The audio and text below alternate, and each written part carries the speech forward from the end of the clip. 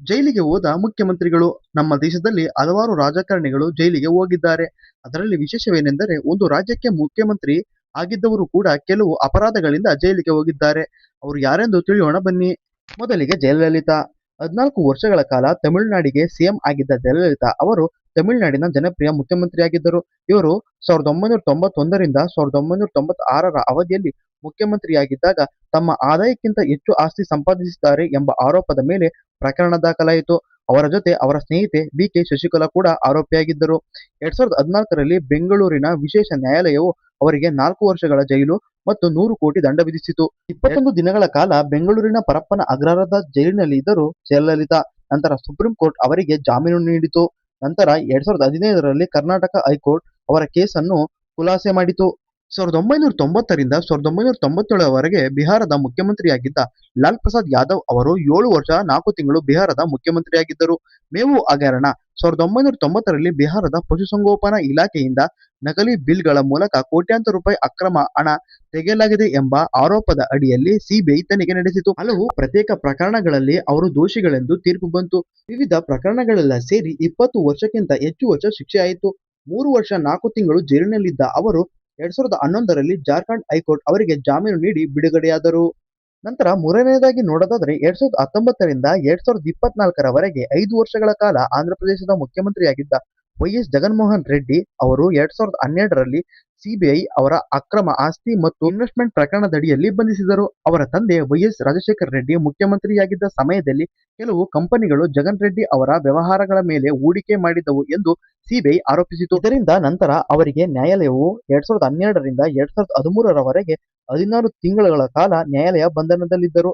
2013 ಸೆಪ್ಟೆಂಬರ್ನಲ್ಲಿ ಅವರಿಗೆ ಜಾಮೀನು ನೀಡಿ ಬಿಡುಗಡೆ ಮಾಡಲಾಯಿತು.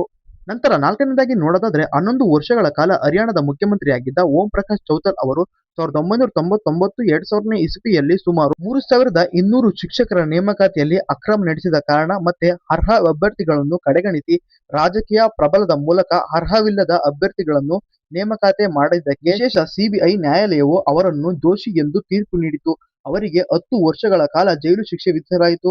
2013ರಿಂದ 2021ರವರೆಗೆ ಅಂದರೆ 8 ವರ್ಷಗಳ ಕಾಲ ಶಿಕ್ಷೆ ಅನುಭವಿಸಿ 2021ರಲ್ಲಿ ಉತ್ತಮ ನಡವಳಿಕೆ ಆಧಾರದ ಮೇಲೆ ಅವರನ್ನು ಬಿಡುಗಡೆ ಮಾಡಲಾಯಿತು. ಐದನೇದಾಗಿ ನೋಡೋದಾದ್ರೆ 1 ವರ್ಷ 11 ತಿಂಗಳು ಜಾರ್ಖಂಡ್ನ ಮುಖ್ಯಮಂತ್ರಿಯಾಗಿದ್ದ ಮಧುಕುಡಿ ಅವರು ಭ್ರಷ್ಟಾಚಾರ, ಅಕ್ರಮ ಗಣಿಗಾರಿಕೆಗೆ ಒಪ್ಪಂದ, ಅಕ್ರಮ ಹಣ ವರ್ಗಾವಣೆ, ಮನಿ ಲಾಂಡ್ರಿಂಗ್, ಆದಾಯಕ್ಕಿಂತ ಹೆಚ್ಚು ಆಸ್ತಿ ಸಂಪಾದನೆ, ಅವರು ಮುಖ್ಯಮಂತ್ರಿ ಆಗಿದ್ದ ಸಮಯದಲ್ಲಿ ಸಾವಿರಾರು ಕೋಟಿ ರೂಪಾಯಿ ಅಕ್ರಮ ವ್ಯವಹಾರ ನಡೆಸಿದ ಕಾರಣದಿಂದ ತನಿಖೆ ನಡೆಸಿ 2009ರಲ್ಲಿ ಅವರನ್ನು ಬಂಧಿಸಿದರು. ಆದರೆ ಅವರಿಗೆ ಶಿಕ್ಷೆ ಆಗಲಿಲ್ಲ. 2017ರಲ್ಲಿ ಕೇವಲ ಕಲ್ಲಿದ್ದಲು ಹಂಚಿಕೆ ಪ್ರಕರಣದಲ್ಲಿ ವಿಶೇಷ ಸಿಬಿಐ ನ್ಯಾಯಾಲಯವು ಅವರಿಗೆ 3 ವರ್ಷಗಳ ಕಾಲ ಜೈಲು ಶಿಕ್ಷೆ ವಿಧಿಸಿತು.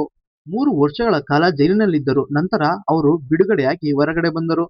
ಮಧುಕುಡಿ ಅವರು ಭಾರತದ ಇತಿಹಾಸದಲ್ಲಿ ಭ್ರಷ್ಟಾಚಾರ ಆರೋಪಗಳಿಂದ ಹೆಚ್ಚು ಸುದ್ದಿಯಾದ ಮಾಜಿ ಮುಖ್ಯಮಂತ್ರಿಗಳ ಪಟ್ಟಿಯಲ್ಲಿ ಅವರು ಕೂಡ ಒಬ್ಬರಾಗಿದ್ದಾರೆ.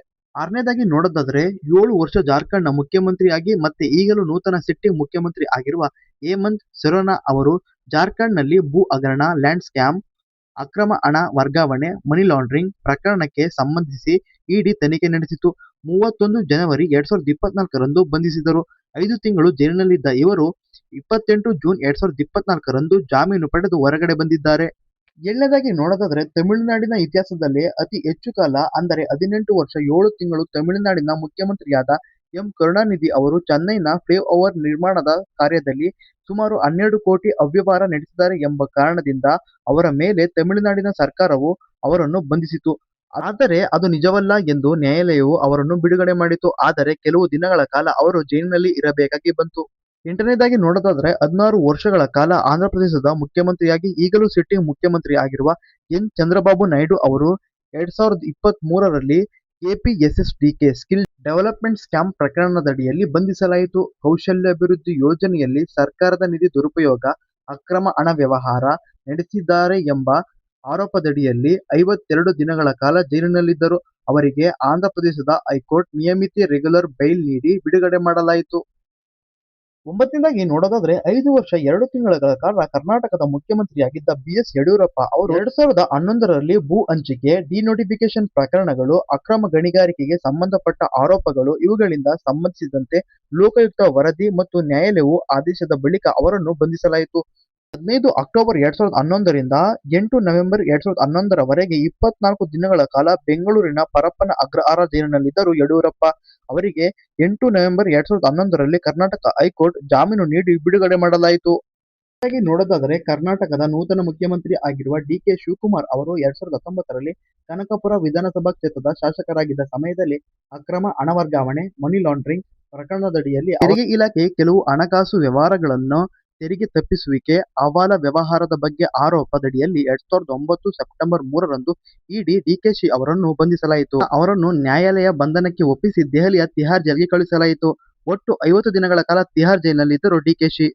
ದೆಹಲಿಯ ಹೈಕೋರ್ಟ್ ಸಾಕ್ಷಿ ನಾಶಪಡಿಸುವ ಸಾಧ್ಯತೆ ಕಡಿಮೆ, ದಾಖಲೆಗಳು ತನಿಖಾ ಸಂಸ್ಥೆಗಳ ವಶದಲ್ಲಿವೆ, ಅವರು ಪರಾರಿಯಾಗುವ ಸಾಧ್ಯತೆಯನ್ನು ಇಡಿ ಸಮರ್ಪಕವಾಗಿ ಸಾಬೀತುಪಡಿಸದ ಕಾರಣ 50 ದಿನಗಳ ನಂತರ ಅವರನ್ನು ಡೆಲ್ಲಿ ಹೈಕೋರ್ಟ್ ಜಾಮೀನು ನೀಡಿ ಬಿಡುಗಡೆ ಮಾಡಲಾಯಿತು.